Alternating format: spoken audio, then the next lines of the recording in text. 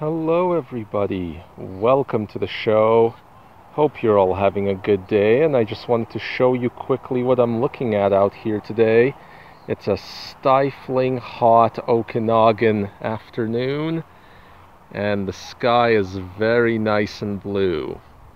But today's topic is actually foolish liquor laws. Oh, there we go. Figured I'd go through 5 foolish liquor laws. Now, if you guys have been following the channel closely for a long time, then you know that I'm actually a former liquor inspector. So that's right, my job used to be to go into bars and pubs and liquor stores, even golf clubs, restaurants, and basically make sure they were doing everything right in the liquor world as per their license. You know, not serving to minors, staff not drinking, no illegal specials, no serving after hours, etc., etc. And that was a bit of an interesting job that I did for several years, but what I learned from that job is that most liquor laws are stupid and wrong and unnecessary and really are just remnants of prohibition that appear really strange to anybody who lives in a country where prohibition never happened, and hence most of these liquor laws simply don't exist. But I wanted to take a look at some of the foolish ones because many of them are going to be under review in the next year, maybe even in your municipality. This is mostly the result of COVID and governments having to be a little bit more flexible with restaurants and their seating and other things.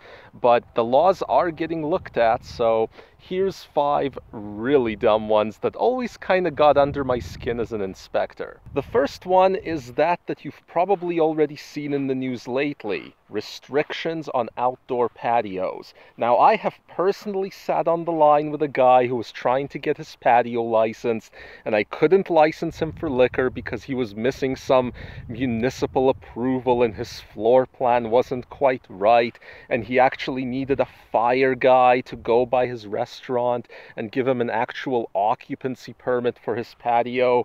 These are the types of hoops that restaurant owners and bar owners have to jump through in order to get a patio licensed for liquor service.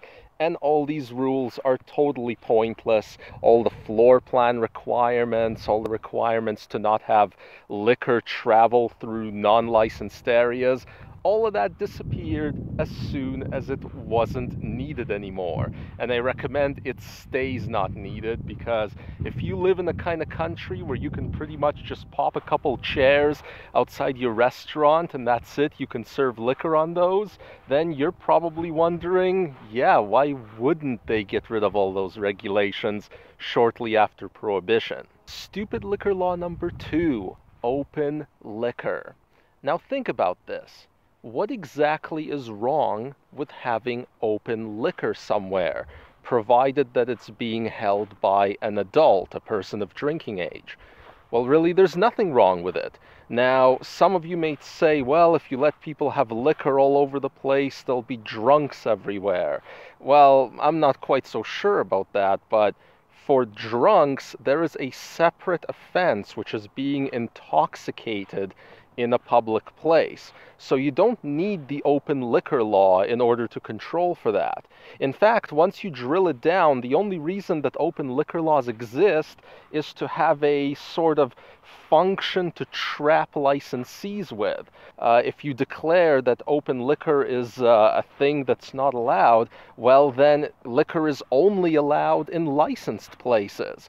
And basically the entire licensing scheme for liquor is built off of the idea that you can't just have open liquor anywhere. But that's ridiculous, and over the last few months we've seen a whole lot of municipalities play with the idea of, finally allowing liquor in campgrounds, finally allowing liquor in beaches, finally allowing liquor in patios outside that are just rope patios.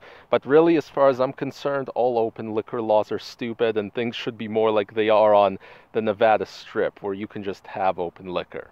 Stupid liquor law number 3, the separation of liquor from other goods. Depending on where you live, you might have seen stuff like this, like grocery stores and liquor stores have to be separate, Well, that's another example of a totally pointless law that's a remnant of prohibition when very, very few places were allowed to do off sales of liquor. At this point, these type of laws exist as a sort of special interest law pushed by liquor store associations to try and keep liquor stores as kind of a unique mandated thing. Not just it's optional to have something that's just a ton of different liquor in a store, but that you have to do it that way. And in fact, in many jurisdictions in my country, Canada, a grocery store can get in quite a bit of trouble for attempting to sell liquor. Or it can get in trouble for attempting to sell a type of liquor that only a liquor store is allowed to sell. Stupid liquor law number 4, being able to sue your host or a nightclub you've been to or a bar you drank at if you drive away while drunk and get into a car accident and get hurt. In other words, in many jurisdictions, you can in fact sue a bar because they got you drunk. And then you drove drunk and got into a car accident, but then it's somehow the bar's fault. I have had to give presentations to bar staff where I had to explain to them that this is how it actually works, that yeah, you are liable, and that the only way that you can sort of get rid of the liability is by either saying to a patron who's leaving, hey man, do you want me to call you a cab or whatever? And then they say to you, well, no, I don't want a cab. And then if they still try to drive, then you're required to at least attempt to phone the police.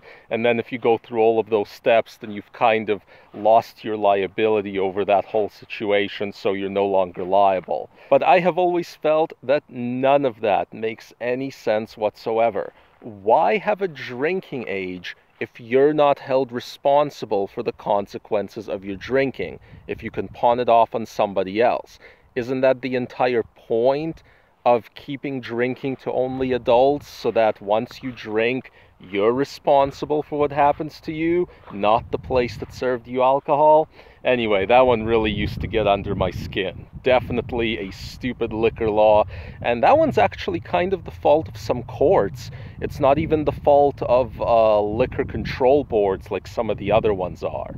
And the 5th and final stupid liquor law, no off sales and no drinking 24/7. Again, this is another remnant of prohibition. In many jurisdictions, bars and liquor stores are required to close roughly between 2 and 3 in the morning, and then they can't reopen again until I think 10 a.m. or so. There's no purpose or point to this, and it makes little sense in today's 24-hour society not to have 24-hour bars and clubs and liquor stores that can serve liquor. Nothing bad will happen. In fact, some places that have experimented with a 24-hour liquor service type of day found that it's actually a good thing, because the police don't have this onslaught that happens on Friday and Saturday nights right between 1:30 and 3:30 a.m. when the bars clear out, and then instead everything's kind of a little bit more staggered. So in fact, a 24-hour liquor service policy in a jurisdiction can do a lot of good. It's not just, removing a regulation that makes no sense and doesn't need to be there. So there you go, guys. Those are my choices for top 5 stupid as hell liquor laws. If you find that you're upset about laws like this in your area, write to your local liquor board. Better yet, write to the minister in your government who's responsible for the local liquor board. That tends to get results. Liquor boards are terrified when the minister in charge of them suddenly calls because there was a complaint about something. Everybody just pisses their pants immediately. Anyway, hope this episode was useful to you. If so, subscribe, hit that like button, and we'll see you all next time.